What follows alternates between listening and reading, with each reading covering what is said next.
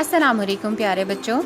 आज जो मैं आपको कहानी सुनाने जा रही हूँ उसका नाम है चार दोस्त। बरसों पहले किसी गांव में फैजू नामी एक कम्हार रहता था। उसके पास एक गधा था। वो रोज़ाना गधे पर गंदम की बोरियां लाद कर शहर की एक मिल में पहुंचाता। इस तरह उसे जो मजदूरी मिलती उससे अपनी बीवी बच्चों के अलावा गधे का पेट भी पालता था। उस ज़माने में मजदूरी बहुत कम मिलती थी, जबकि फैजू का कुंबा काफ़ी बड़ा था। यही वजह थी कि वो गधे को बहुत कम खाने को देता।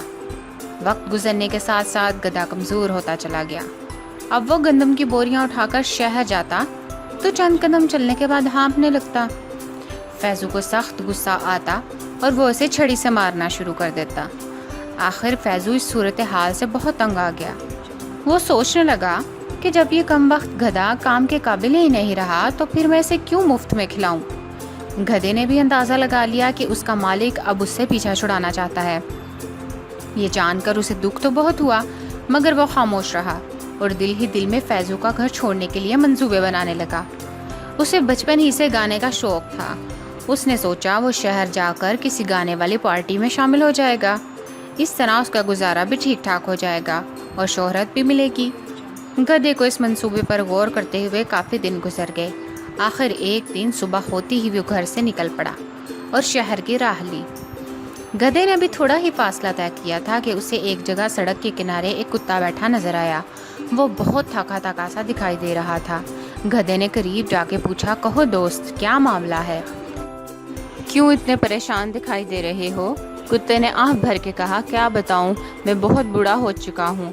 मेरे शिकारी मालिक ने मुझे मारने का फैसला कर लिया है, क्योंकि अब मैं शिकार करने के काबिल नहीं रहा।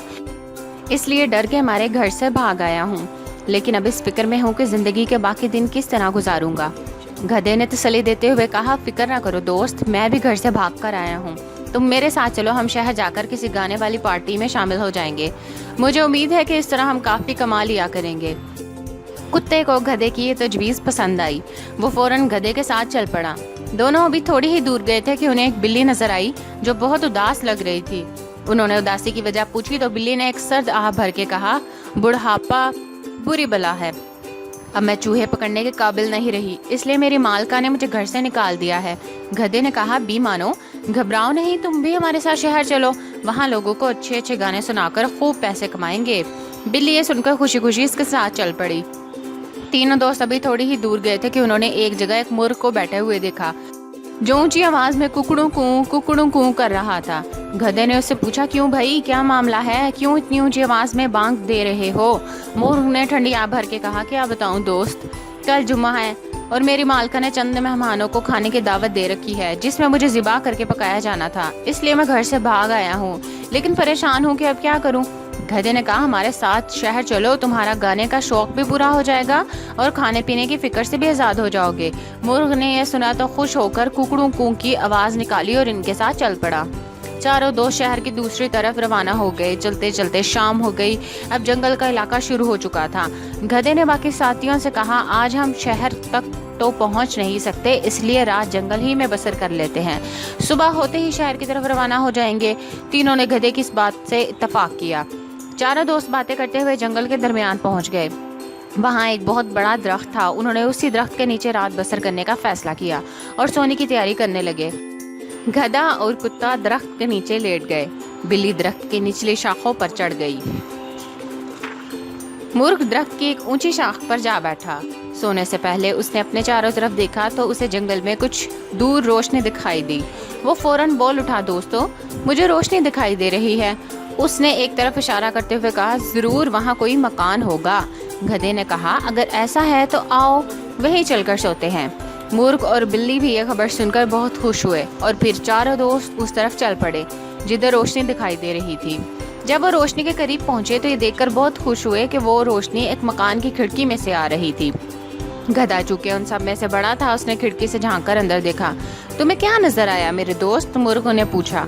क्या बताऊं दोस्तों, गधे ने जवाब दिया, सामने एक मेज़ है जिस पर मुख्तलिफ किस्म के खाने पड़े हुए हैं और मेज़ के गिर्द बैठे हुए डाकू खाना खाने की तैयारी कर रहे हैं। आहा, मुझे भी उन लजीज खानों की खुशबू आ रही है, मुर्ग चमक के बोला।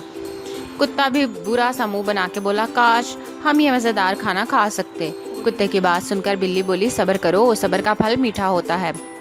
پھر وہ چاروں دوست آپس میں مشورہ کرنے لگے اور کس طرح وہ ڈاکوؤں کو وہاں سے بھگا سکتے ہیں۔ آخر انہوں نے ایک ترکیب سوچی۔ سب سے پہلے گدھے نے اپنے پاؤں کھڑکی کی چوکھٹ پر رکھے، کتا چھلانگ لگا کر گدھے پر کھڑا ہو گیا، بلی کتے کے اوپر اور مرغ بلی کے اوپر جا کھڑا ہوا۔ مرغ کے اوپر بیٹھتے ہی گدھے نے سر ہلا کے اشارہ کیا، جس پر سب نے مل کر اونچی آواز میں گانا شروع کر دیا۔ کتا زور زور سے بھونک رہا تھا، گدھا ڈھیچو ڈھیچو کر رہا تھا، بلی میاؤں میاؤں کر رہی تھی اور مرغ پورا زور لگا کر ککڑوں کو کی آوازیں نکال رہا تھا۔ اسی دوران انہوں نے کھڑکی کے شیشے توڑتے ہوئے کمرے کے اندر چھلانگ لگا دی۔ کھانے کی میز پر بیٹھے ہوئے ڈاکو گھبرا گئے اور وہ سمجھے کہ چڑیلوں نے ان پر حملہ کر دیا ہے۔ وہ ڈر کے مارے جلدی سے کمرے سے باہر نکلے اور جنگل کی طرف بھاگ کھڑے ہوئے۔ ڈاکوؤں کے جانے کے بعد چاروں دوست میز کے پاس بیٹھ گئے اور مزے لے لے کر کھانا کھایا۔ جب وہ پیٹ بھر کر کھا چکے تو سونے کی تیاری کرنے لگے۔ صحن میں کچھ گھاس پڑی ہوئی تھی، گدھا تو وہاں لیٹ گیا، کتا دروازے کے پیچھے اور بلی انگیٹھے کے پاس لیٹ گئی۔ مرغ چھت کے قریب ایک ستون پر بیٹھ گیا۔ سونے سے پہلے انہوں نے کمرے کی بتی بجھا دی۔ وہ اتنے تھکے ہوئے تھے کہ لیٹتے ہی گہری نیند سو گئے۔ ڈاکو جنگل میں پریشان کھڑے اپنے مکان کی طرف دیکھ رہے تھے۔ وہ حیران تھے کہ وہ کون سی چڑیلیں تھیں جنہوں نے ان پر حملہ کر کے انہیں وہاں سے بھگا دیا۔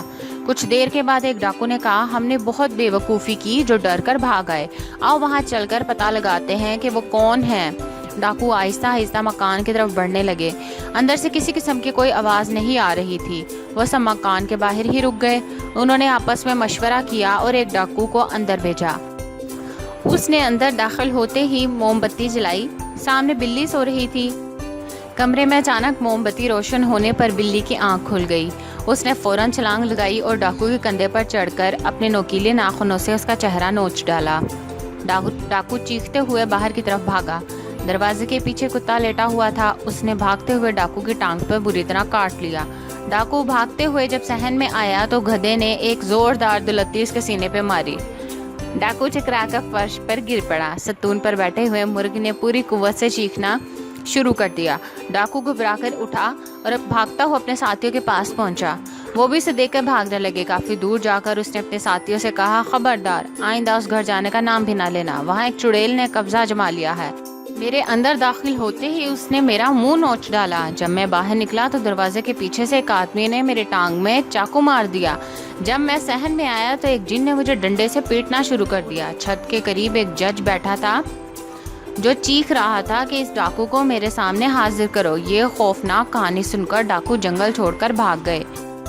ان چاروں دوستوں نے شہر جانے کا خیال چھوڑ دیا اور اسی مکان میں مل جل کر رہنے لگے۔ تو پیارے بچوں، اس کہانی سے ہم نے کیا سبق سیکھا ہے کہ اتفاق میں برکت ہے۔ اگر آپ مل جل کر رہیں تو آپ کا کوئی بھی کچھ نہیں بگاڑ سکتا۔ اگلی کہانی کے لیے انتظار کریں۔ اللہ حافظ۔